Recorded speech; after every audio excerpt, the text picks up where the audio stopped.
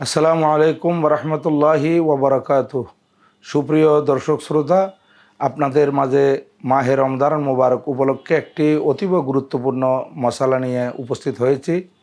আর সেটা হচ্ছে মাহে রমজান মোবারকে সাহারি করার সময় কতক্ষণ পর্যন্ত মানুষ খানা গ্রহণ করতে পারবে। সাহারির শেষ সময় হচ্ছে সুবহে সাদেকের পূর্ব মুহূর্ত পর্যন্ত, আর আজান দেওয়া হয় সুবহে সাদেকের পর। আমাদের সমাজে দেখা যায় অনেক রোজাদার এরা আজান দিলে তারপর খানা বন্ধ করে। ফজরের আজান হয় সুবহে সাদেকের সময়, আর খানা বন্ধ করতে হয় সুবহে সাদেকের আগে।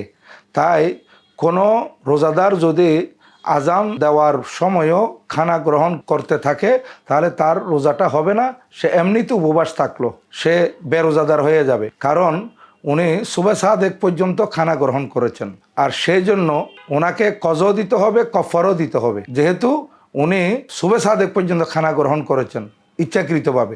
আর যদি কেউ মশলা আগে জানে নাই কিন্তু পরে জানছে, যখনই জানছে তখন থেকে তাকে এটা আমল অবশ্যই করতে হবে।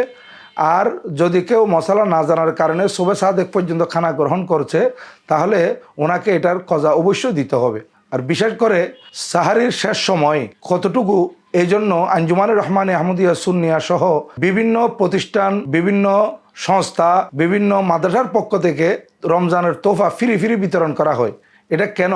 সাহারির শেষ সময় এবং আজান সুবহে সাদেকে যে ফজরের আজান হয় সেটার মধ্যে তাফাত হচ্ছে মাত্র 5-6 মিনিট। এই জন্য আপনাদের প্রতি অনুরোধ থাকবে, আপনারা যে মাহে রমজান মোবারকের তোহফা আছে এই তোহফাগুলো দেখে শেষ সময়ের দিকে খেয়াল রাখবেন, তাহলে আপনাদের রোজাটা হবে। নতুবা আপনাদের রোজা ভঙ্গ হবে যদি আপনারা আজান পর্যন্ত খানা গ্রহণ করেন।